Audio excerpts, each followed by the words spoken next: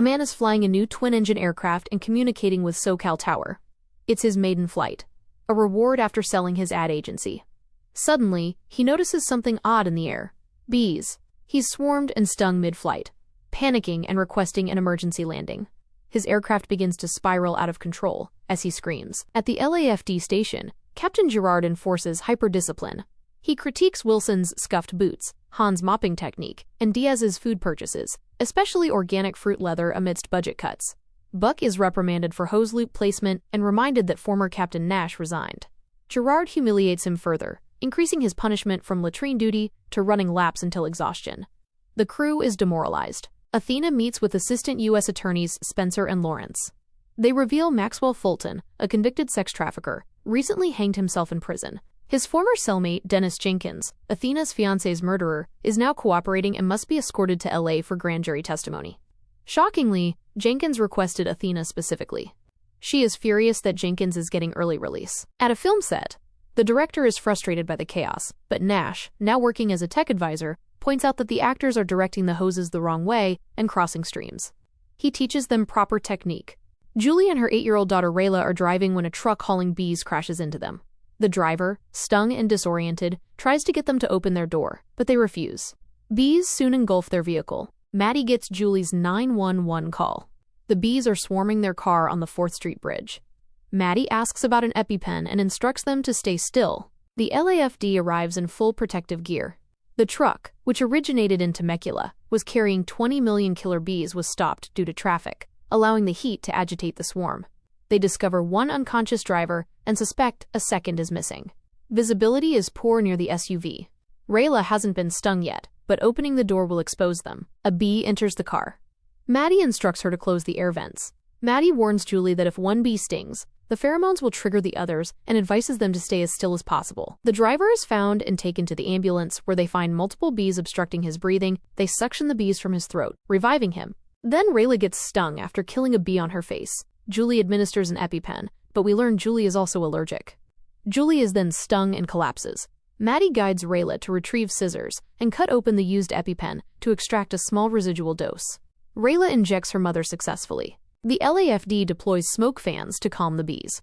They rescue Julie and Rayla just in time. Captain Gerard grudgingly praises Buck's smoke idea but still slaps him with a month of kitchen duty.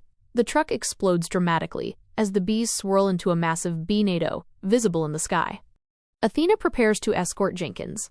Bobby offers to come, sensing emotional danger, but she declines. She reflects on how Jenkins' release reopens deep wounds. She once believed arresting him would bring closure, but hearing his name resurrected her trauma. News anchors report a, quote, super swarm of 20 million killer bees has formed and is visible on Doppler radar. It disappears at sunset, but only because bees don't fly in the dark. Officials brace for dawn. Hen and Karen talk about their hopeful path toward regaining their foster care license. Maddie stops by and joins the conversation. Buck vents to Tommy as they decorate for Christopher's birthday. Buck is frustrated at being benched for taking initiative. Eddie video chats Christopher, but his son seems withdrawn, leaving Eddie feeling emotionally shut out. Influencer Tori debuts her new fragrance, Tori by Tori, at a lavish outdoor launch party. As perfume is sprayed, bees attack. Sheila, her assistant, dives into a pool to escape but can't surface without being stung. The team arrives and decides to use a garden hose for underwater breathing. Buck deduces that the bees are attracted to floral scents but agitated by banana-like compounds, both of which are in the perfume. He proposes using Eddie as bait. Eddie dons the perfume and sprints, luring the bees away long enough for a successful rescue. Sheila is found unconscious and severely stung. A bougie airway is used to intubate her without invasive surgery. Her life is saved. Monty Moore, a celebrity beekeeper, arrives to safely vacuum the bees off Eddie and relocate them. The immediate threat ends, but millions of bees remain loose. As Athena drives Jenkins to LA, they are pulled over by a supposed federal agent named Fredericks. He claims to be taking custody of Jenkins. Athena notices the incorrect state seal on his documents and locks him in his trunk after realizing he's an imposter. Jenkins confesses to Athena that he requested her because he trusted her and warns someone is targeting him. Athena calls her superior Elaine, reporting the attempted abduction. Elaine confirms someone doesn't want Jenkins to testify. Athena and Jenkins change flights, booking a trip to Honolulu with a stop in LA to stay ahead of whoever is targeting them. Back at the station, as the team cleans the truck, Gerard arrives saying Buck missed a spot even though it's squeaky clean. Buck asks if the harsh treatment is because of his ideas. Gerard explodes on him. It looks like Buck might hit him, but instead, he saves Gerard's life by pushing him out of the path of a spinning blade. Gerard hits his head hard and is left unconscious and bleeding. As Athena and Jenkins fly back, their plane issues a mid-air emergency alert. The pilot initiates evasive maneuvers. A small plane covered in bees crashes into them. A wide-body twin-jet Skytrain aircraft prepares for takeoff. Passengers board, including a young boy, Jem, who is excited about airplanes, and his father. Athena Grant and Dennis Jenkins board quietly.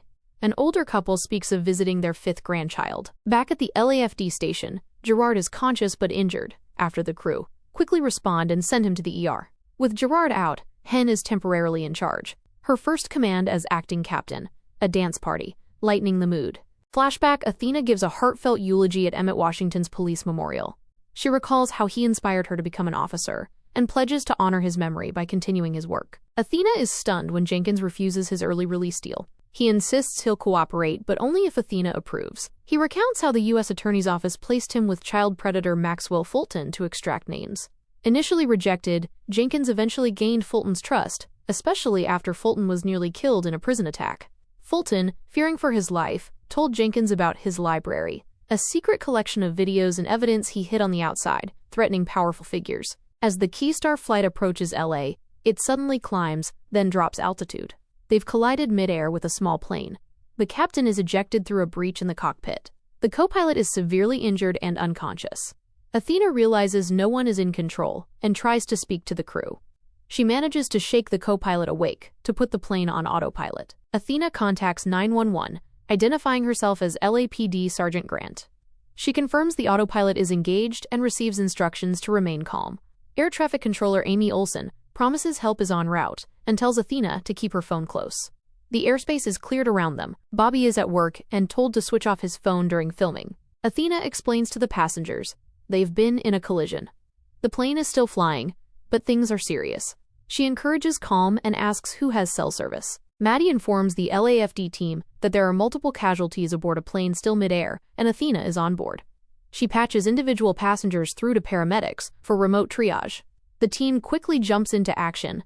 Jenkins tells Athena they should notify someone on the ground about Fulton's blackmail archive, in case they don't survive. Athena tries to contact Bobby, leaving a voicemail. ATC tells her they've found a solution. She will land the plane. A flight instructor, Jimmy Hadley, will coach her through it remotely. He's done this before, with students on simulators. One male passenger has pink froth and trouble breathing. Hen diagnoses high-altitude pulmonary edema. Oxygen doesn't help. She instructs passengers to look for ED medication, which acts as a vasodilator. One elderly man volunteers his sildenafil pills. The issue now, how to administer it to an unconscious man. Another passenger, Donna, has a broken leg.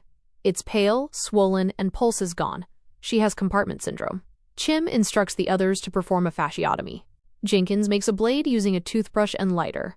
With reluctance, one passenger cuts open Donna's leg. A pop sounds as pressure is released. Blood flow returns. Donna regains sensation and smiles in relief. To save the man with pulmonary edema, the sildenafil is crushed and mixed into a nebulizer brought by the elderly couple.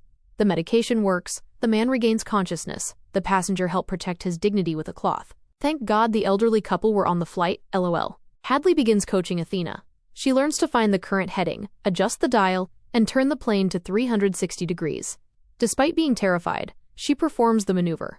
Jem offers support. Officials realize Jenkins never arrived. They're furious and threaten to revoke Athena's badge.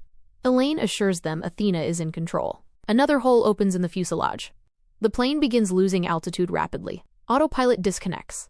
Athena manages to level the aircraft thanks to Jem. All outgoing and incoming flights at LAX are grounded. LAFD dispatches every unit to prepare for emergency landing. Buck leaves to get Bobby. It's time. They need to land immediately before the plane falls apart mid-air. On set, Bobby finally learns that Athena is not only on the plane, it's her flying it. He rushes to LAX with Buck, commandeering the show's LAFD vehicle to bypass traffic. Brad, the star of the show, tags along. Captain Dominguez regains consciousness. He's stunned to learn Athena turned the plane around. He offers to take control. The passengers rejoice, until moments later, he collapses again. Athena checks for a pulse. There is none. She starts chest compressions as the plane descends toward LAX. After the pilot suffers cardiac arrest and has been unresponsive for 6 minutes, Maddie guides the passengers to rotate performing CPR until landing. With no time to spare, Athena steps up and takes control of the plane. She begins the descent per ATC instructions, but things quickly spiral. The autopilot disconnects, the rudder fails, and attempts to turn manually reveal multiple unresponsive control surfaces. The aircraft is stuck flying straight, unable to steer. Ground teams scramble for emergency landing options. LAX, Burbank, and Mojave are all ruled out due to alignment or logistics. Fuel is nearly gone. A water landing is considered, but Athena firmly rejects it. She finally gets through to Bobby, revealing they're about to fly over LAX with no turning ability. The new goal: avoid populated areas. Bobby asks how much runway she needs. Athena replies, "At least a mile." Bobby assures her, "I'll give you more than that." Immediately, the team kicks into action. A 1.5-mile stretch of northbound freeway near King Boulevard is cleared. LAPD blocks traffic. Buck commandeers a motorcycle and races to stop vehicles. ATC instructs Athena to lower the landing gear. Her makeshift co-pilot Jem admits he always crashes at this part in his games. Athena steadies him and encourages him to take control. Over the intercom, she warns passengers to brace for a rough landing. As they fly over LAX, emergency crews positioned there rush to the freeway. Athena stays connected to Bobby. "I see you," he tells her. "I love you," she replies. She drops altitude, adjusts flaps, and controls airspeed under guidance. Jem pilots the final descent. Tension builds. Everyone braces.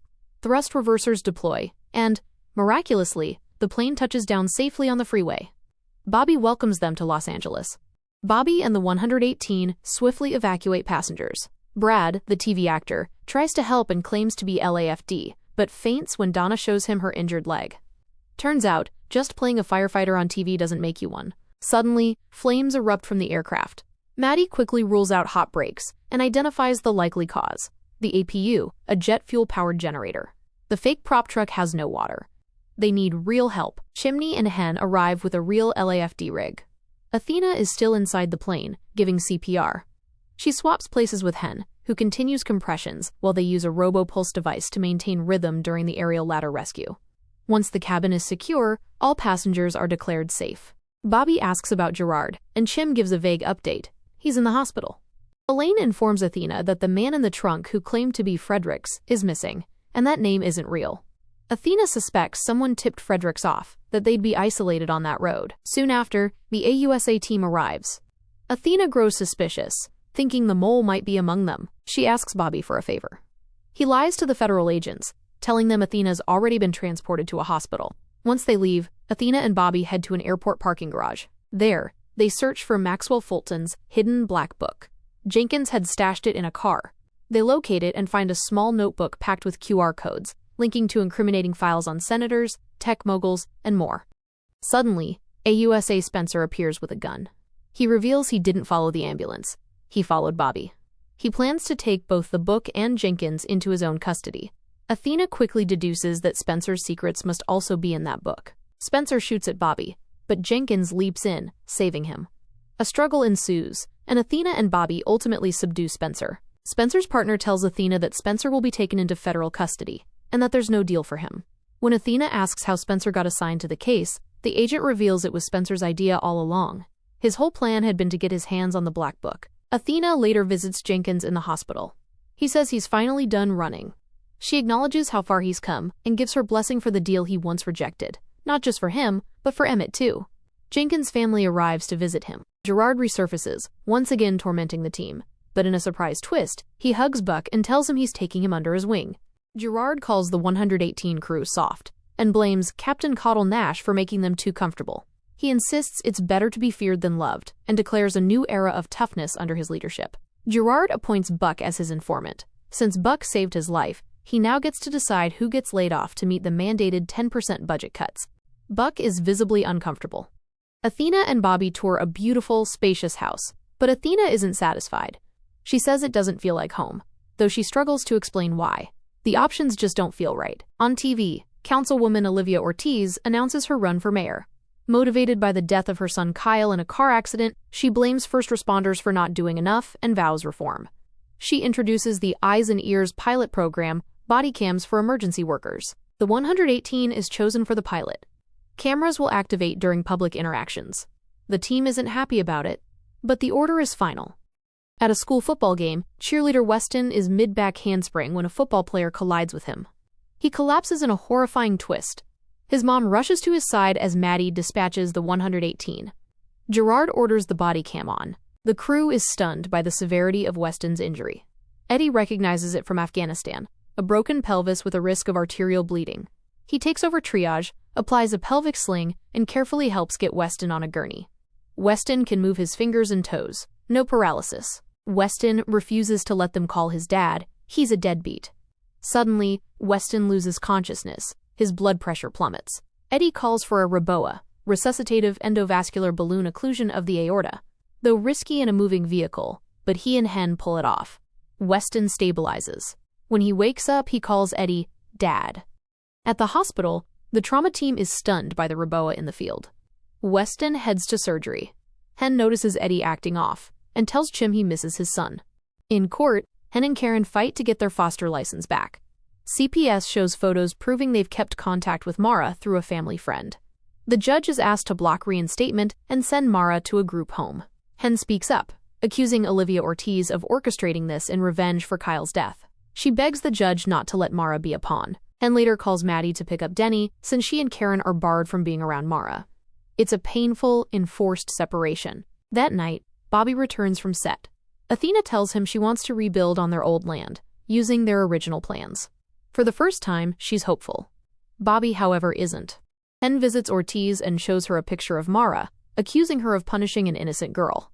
Ortiz coldly replies that if she can live without her son, Hen can live without Mara. She then hints that she was the one who got Gerard placed at the 118. Ortiz's son died from a brain injury after a car crash he caused while drunk and high. He refused treatment at the scene, and Hen Wilson, following protocol, let the police take him. The initially undetected injury proved fatal later at the hospital. Hen rushes to Bobby and reveals Gerard wasn't appointed by Chief Simpson, it was Ortiz, trying to destroy Hen from within. Buck also talks to Bobby, sharing how Gerard calls him Little Buddy and is pressuring him to pick who gets fired. Buck feels uneasy about being the favorite. Eddie visits Bobby too, reflecting on Weston calling him Dad. He asks how to reconnect with his own distant son. Then Chim shows up, asking Bobby to return as captain. Gerard was about to retire, and he only agreed to the job out of ego. At a hospital, Athena meets with Dr. Craig about a man, Carl Gates, with massive bite wounds. He blames his pit bull, but Craig suspects otherwise. Gates lies but won't admit the truth. Meanwhile, his landlord Patty tries to collect rent and enters his apartment.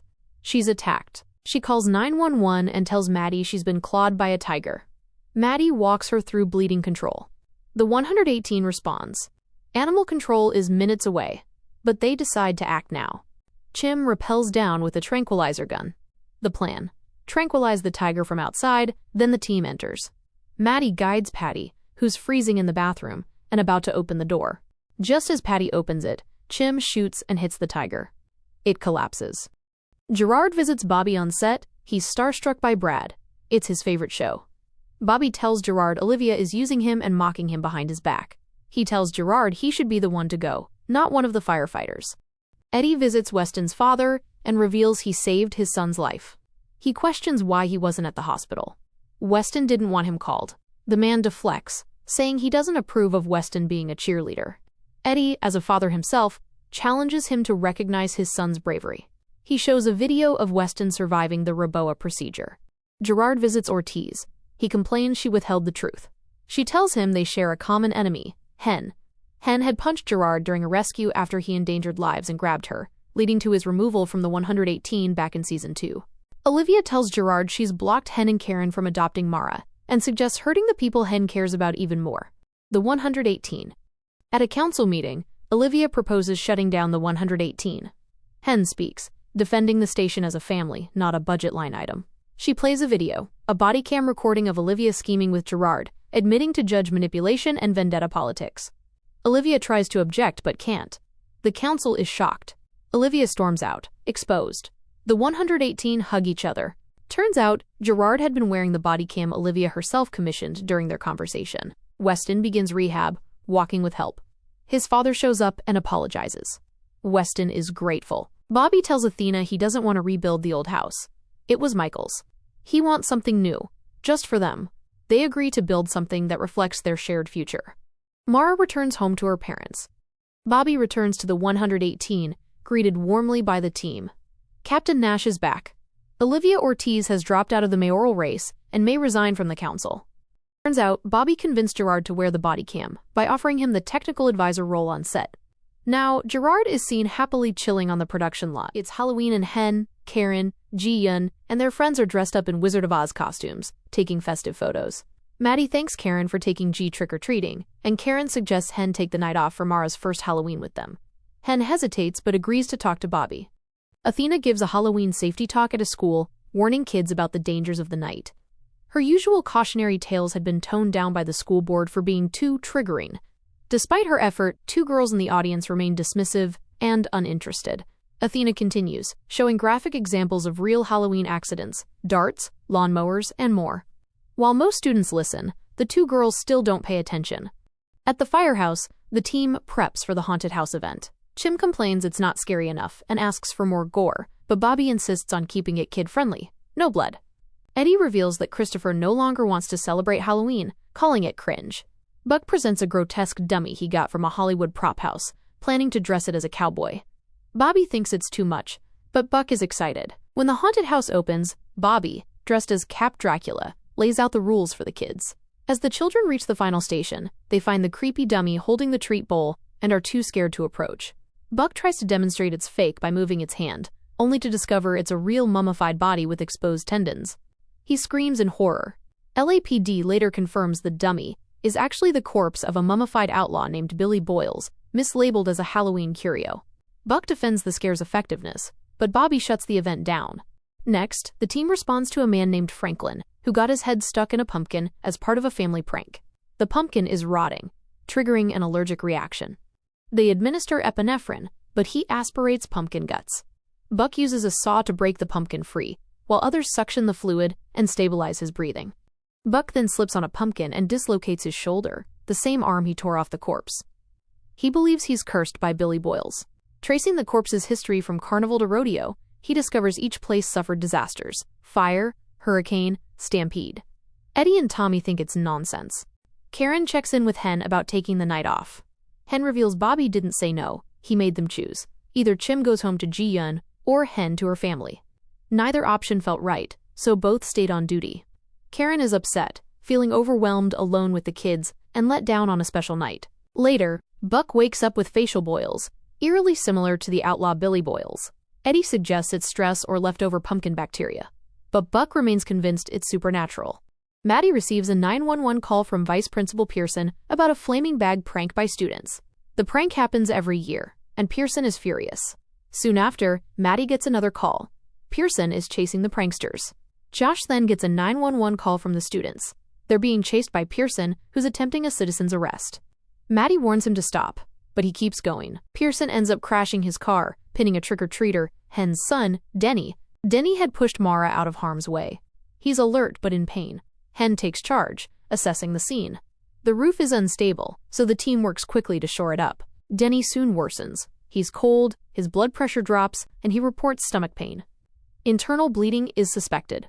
With the hospital blood supply delayed, Hen asks Karen to donate. She's a negative, matching Denny. They begin a field transfusion. Denny crashes mid-process. Chim continues the transfusion, while Hen performs CPR. After tense moments, his pulse returns. Denny survives. At the hospital, everyone anxiously waits. Denny's surgery is successful. Hen sends a text to the group. The teens who caused the accident arrive to apologize, bringing candy for Denny. They turn out to be the same girls who ignored Athena's lecture. Athena observes that while dumb choices stick, tragedy can still inspire good. Hen blames herself for missing yet another important moment. Karen gently reminds her that she was there for the most important one. Hen saved their son. Later, Buck visits Billy Boyle's final resting place. In a heartfelt monologue, he acknowledges Billy's tragic history and expresses sympathy. He symbolically offers companionship, hoping the curse is now lifted. Finally, Franklin is at home playing games with his family. Chim and Maddie look through Ji-Yun's Halloween photos. Athena uses the two reckless students as a cautionary tale in class. Denny is back home, happily eating candy with his family.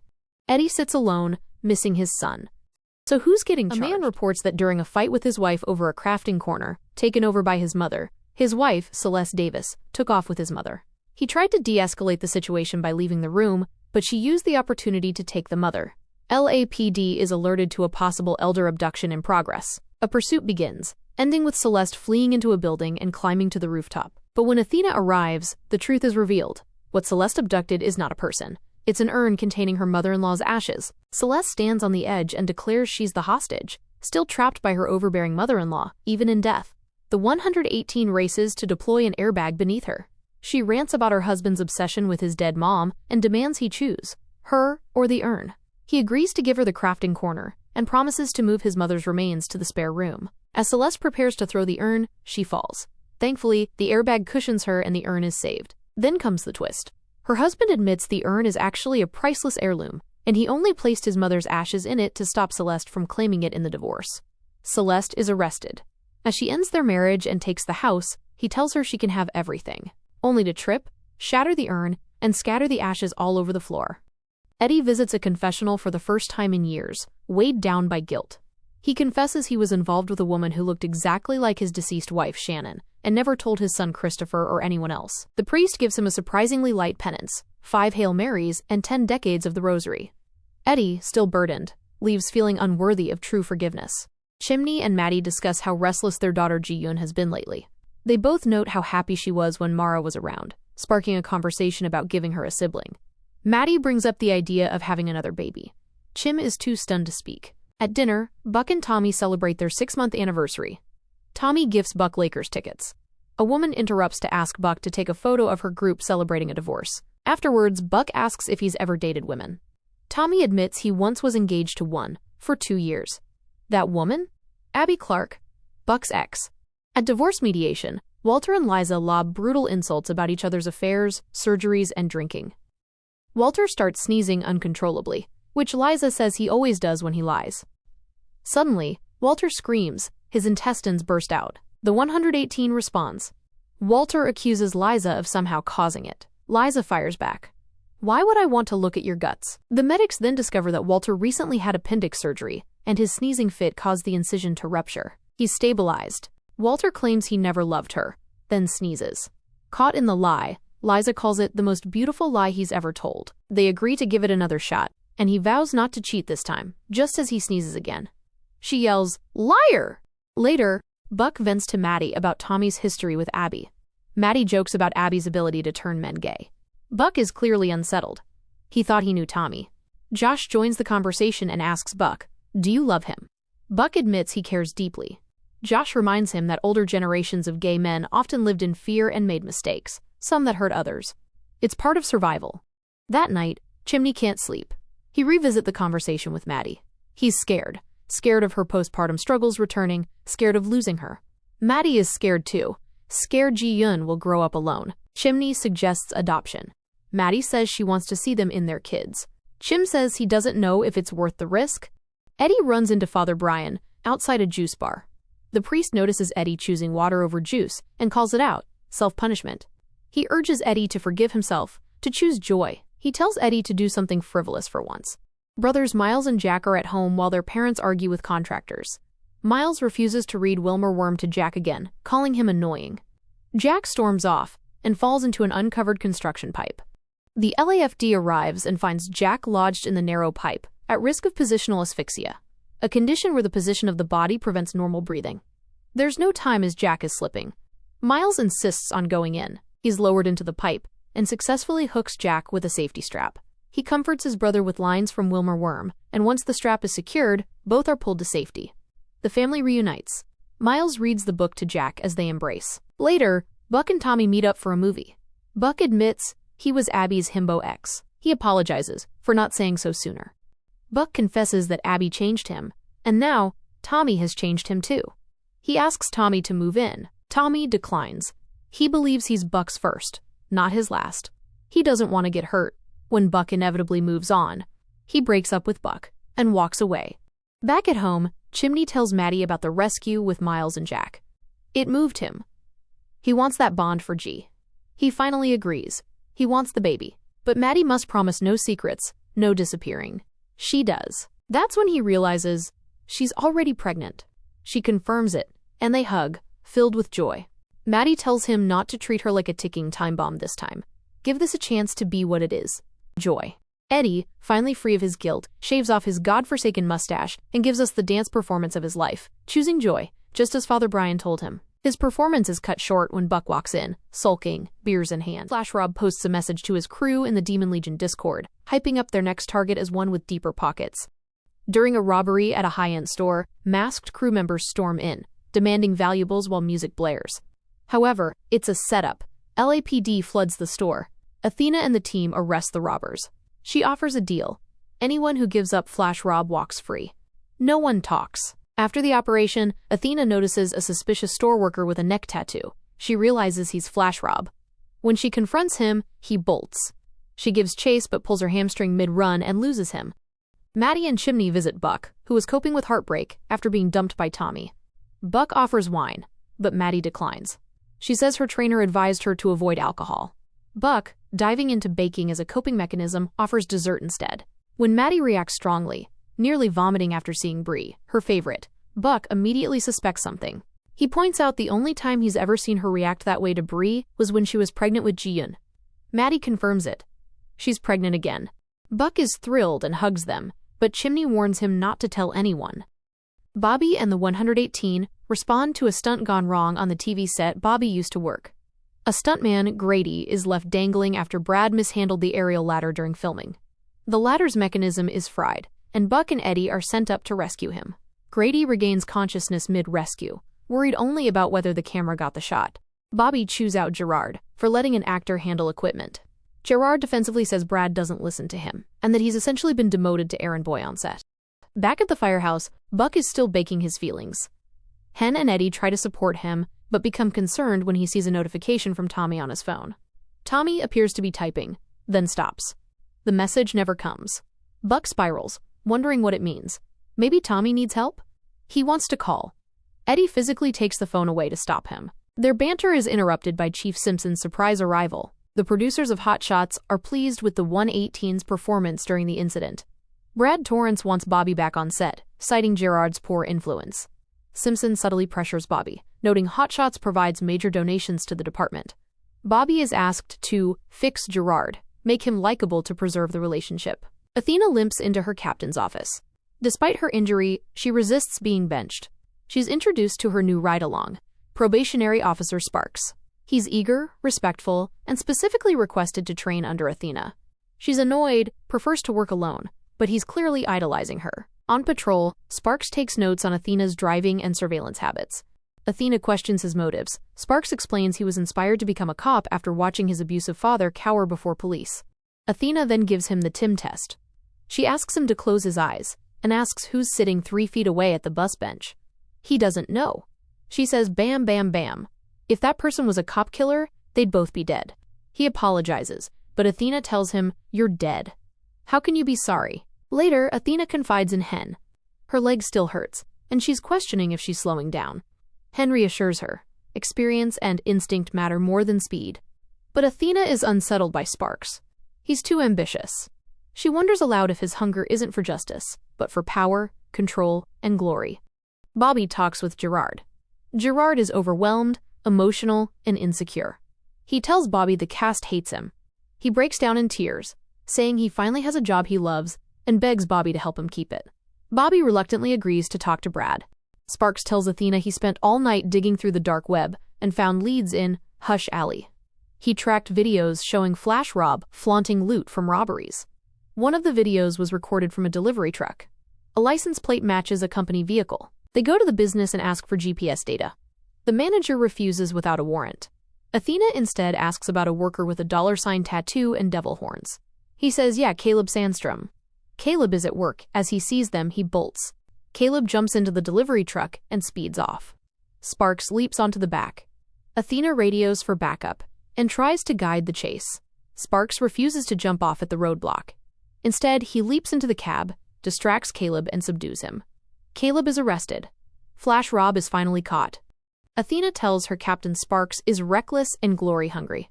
She warns he's dangerous and a time bomb. The captain says Sparks has promise, and the department has already invested thousands in his training. Sparks overhears and storms in, accusing Athena of being threatened by someone faster, younger, and better. She fires back, noting his arrogance. Bobby meets Brad for dinner. Brad orders a fancy martini with exactly 3 pit-in olives. When the waitress gives him 4, and they're pitted, Brad flips out, humiliates her, and acts like a diva. Bobby snaps. He yells at Brad, calling him an entitled man-child, and threatens to kick his limey ass if he doesn't apologize. Maddie takes a 911 call from a woman saying men in black are harassing her. Maddie realizes officers are already at the scene. The men are cops. The woman, who has fake plates, claims she's a sovereign citizen and refuses to cooperate. Sparks tries to relate, saying his uncle is a freeman. The woman mocks him, calling him a traitor. Sparks grows agitated and demands she get out of the car. She reaches into her bag, and Sparks draws and fires. Thinking she's grabbing her taser, she's shot in the stomach but survives. The woman will receive a $200,000 settlement. Sparks is facing assault with a deadly weapon charges. Athena briefly comforts him before he's taken in for questioning. She admits to her captain that she should have trusted her instincts. She requests another probie, not because she wants one, but because the next generation needs guidance. The video of Bobby yelling, "I'll kick your limey ass" at Brad goes viral. The team teases him. Bobby defends himself, saying Brad had it coming. Then Brad walks into the firehouse, surprisingly grateful.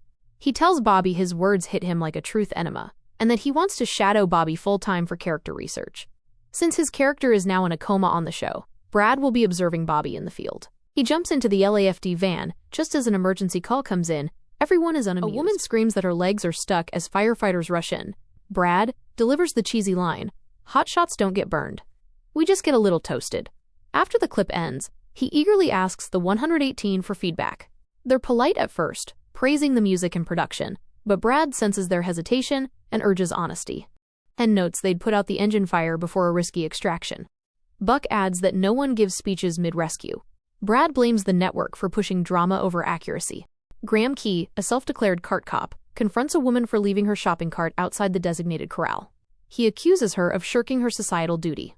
She's annoyed, mocks him, and refuses to comply. Graham slaps a magnet on her car that says, "I got cart-narsed," and continues recording her. She becomes furious. As the situation escalates, traffic is blocked and tempers flare. Athena arrives and immediately takes control. She tells everyone to calm down. She acknowledges Graham's legal right to film in public, but warns him directly to quit the cart cop act before he busies the wrong body. She diffuses the situation and sends everyone home.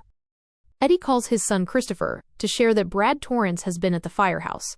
Christopher is somewhat interested, but emotionally distant. Eddie is surprised to learn that Christopher is in a chess club, something no one had told him.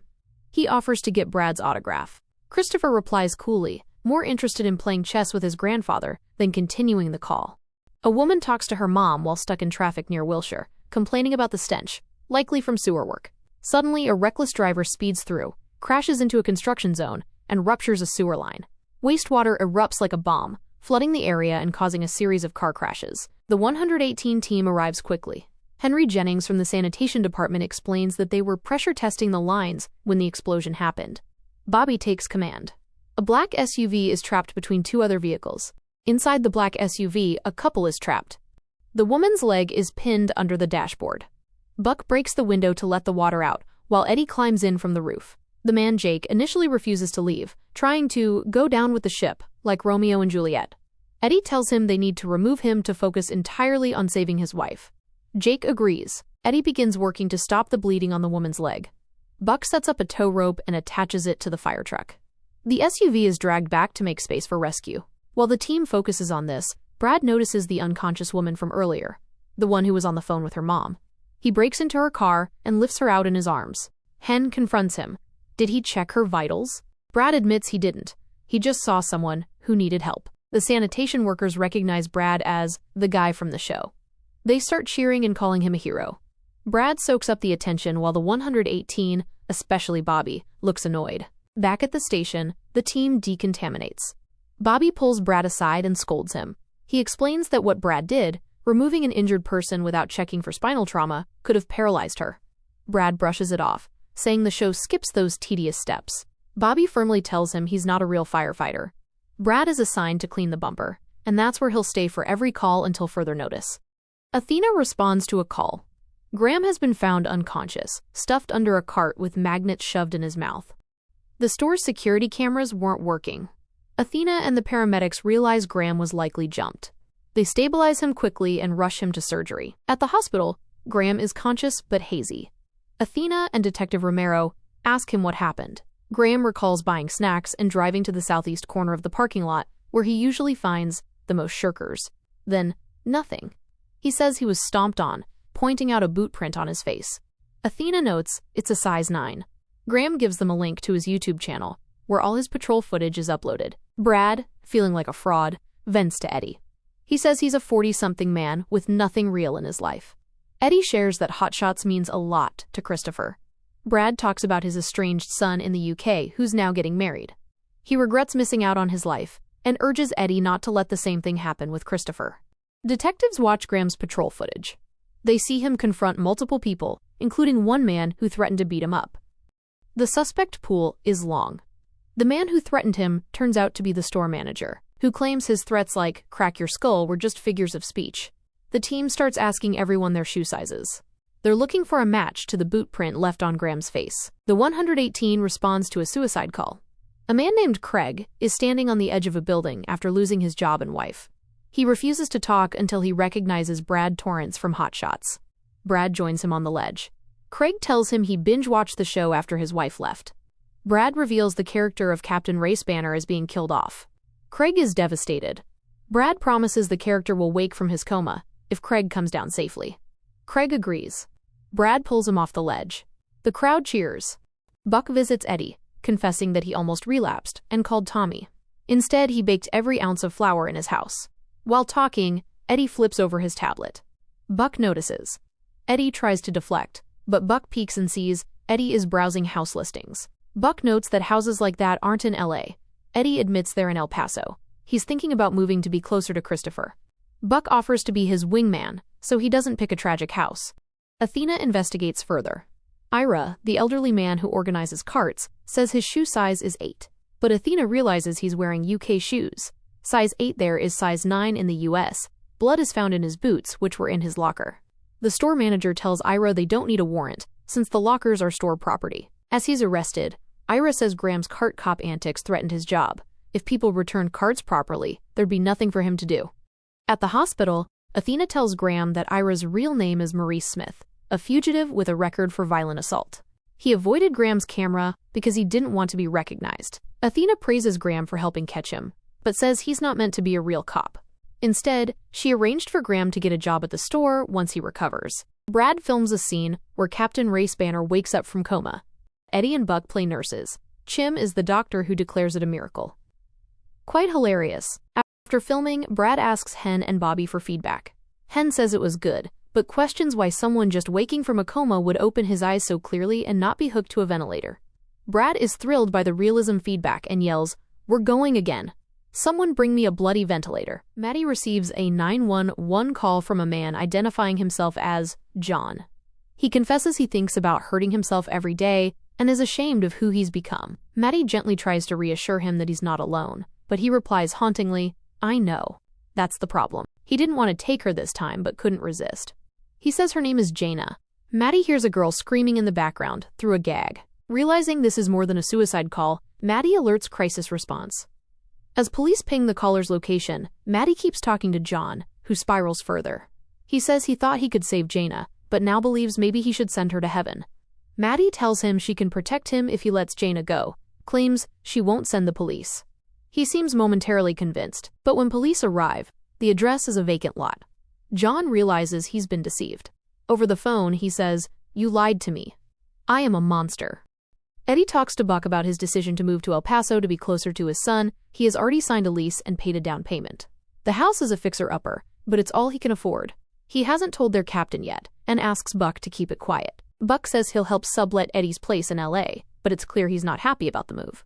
A stray dog nearly gets hit by a car before being picked up by animal control and taken to a shelter. Later that night, a wire sparks, causing a fire in the building. The shelter's manager has already left, and it's the neighbors who call the LAFD. Buck and Eddie arrive with the team and head in with a rotary saw. Dogs are trapped in multiple rooms. Suddenly, one dog bolts. Buck chases after it, as the roof begins to collapse and smoke fills the air. The team grows worried. Just as panic sets in, Buck emerges through the smoke with the dog, safe. Hen remarks he gave them a scare. The shelter staff thanks them. The dog Buck saved will be transferred to a sister shelter in El Segundo, with hopes of adoption. Buck watches the dog leave, clearly concerned and emotionally invested.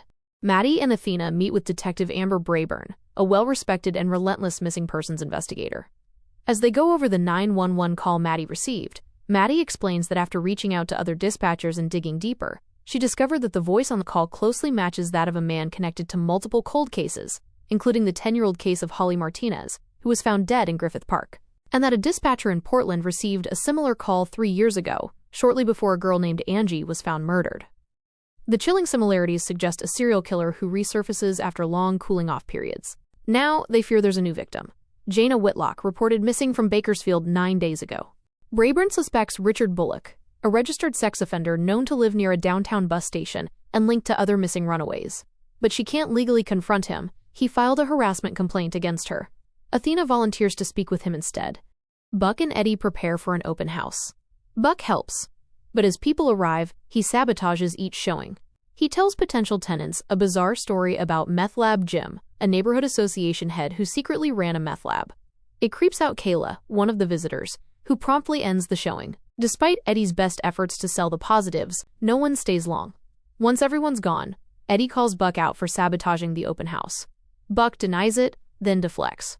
Frustrated, Eddie tells Buck to leave. As Buck walks out, he overhears Eddie telling a prospective tenant that the only reason he's looking to lease the place is because everything that truly matters to him is in Texas, and Los Angeles is just a job. Buck brings the dog he rescued, now named Blaze, to the firehouse. Cap isn't thrilled. Eddie is surprised Buck didn't mention adopting the dog. Buck replies that Blaze is his best friend now. The tone between them is tense. Eddie reminds Buck that his landlord doesn't allow pets. Buck says if it becomes a problem, he'll move, adding that Eddie's not the only one who can do that. The rest of the 118 overhears and begins questioning Eddie. With the pressure mounting, Eddie finally announces his decision. He's moving to Texas to raise Christopher. The room is quiet and emotional. Cap praises Eddie's choice as a father. Hen and Chim support him wholeheartedly. It's not the reaction Buck expected. Athena meets with Isabel, Bullock's ex-girlfriend. Isabel says she kicked him out 2 weeks ago for hitting on teenage girls in their building. He's since called her crying and begging her to take him back. Athena shows her Jana's photo. Isabel isn't sure if she's seen her. Lots of young girls come and go at the motel. SWAT raids Bullock's last known location. It's been abandoned. He left in a hurry. Unfinished food and medications are left behind. Officers find blood and Jana's wallet. She was there, but now she's gone. Maddie receives another call from Richard. He uses his real name this time. He says he really tried to keep Jana alive longer than the others. But he's breaking. He doesn't think he can hold back any longer. His GPS leads them to a foreclosed house on St. George. Maddie sends all available units, quietly. Richard says he knows Maddie betrayed him. He accuses her of lying. Maddie cleverly inverts his logic, urging him to kill the monster inside him, not Jana. She subtly pushes him toward suicide, telling him that God will understand. Richard wavers, asking if it's a sin. Maddie repeats, "Slay the monster." A gunshot is heard. Athena confirms Bullock is dead from a self-inflicted gunshot wound. Jana is found alive. The team breathes a collective sigh of relief. Maddie struggles with guilt. Brayburn assures her Jana has no serious injuries. Maddie blames herself, says she talked a man into killing himself. She wonders if she could have stalled longer. Brayburn shows her evidence recovered from the house, a waterproof pouch full of victim trophies, school IDs, hair, driver's licenses, definitive proof Richard was a serial killer. Brayburn tells her, "You helped stop a monster." Buck is still icy with Eddie. Eddie asks if Buck wants to say something. Buck unloads. He quotes Eddie, "No ties here. Everything that matters is in Texas." He says Eddie downplayed their friendship, and it hurt. Eddie realizes Buck heard the open house conversation and accuses him of spying. Buck denies it and says he has Blaze now. He doesn't need Eddie. At that moment, Blaze's real family arrives. The dog's real name is Bingo. He got spooked by fireworks and escaped. Buck gives him back, heartbroken. He kneels and tells the dog, "Don't go running off on your people anymore, okay?" Later, Eddie prepares for another showing. Buck shows up at the door. Eddie tells him to leave. He has a tenant coming. Buck says he only needs a minute. Eddie accuses Buck of always making things about him. Buck says he didn't mean to blurt out Eddie's plans in front of the team. Eddie calls him out. You meant to. You were pissed. Buck finally admits he's struggling with Eddie's departure. Eddie says he'll always choose his son, and Buck agrees it's the right choice. A knock interrupts them. It's the crew. Eddie says the renter is on their way. They reveal. It's Buck. He used the fake name Freddie Fakeman. He gave notice on his loft. He's taking Eddie's place. Eddie is stunned and moved. The crew takes Eddie out for a farewell dinner. Buck says it's tradition that Eddie pays. They laugh and head off together as a family. Maddie reads a bedtime story to Ji-yeon about getting lost and finding home again. She kisses her daughter goodnight and promises to always protect her. Later, Maddie is in the kitchen washing dishes. She hears footsteps and thinks Chim has come home. Suddenly, she's hit in the head. A voice whispers, I didn't want to do this. You made me do this. You're gonna be so mad at me. It's Detective Brayburn. She holds a cloth soaked with knockout chemicals over Maddie's face. Maddie loses consciousness. Should I drop a part 2 for episodes 10 to 18? Hit the comments and let me know.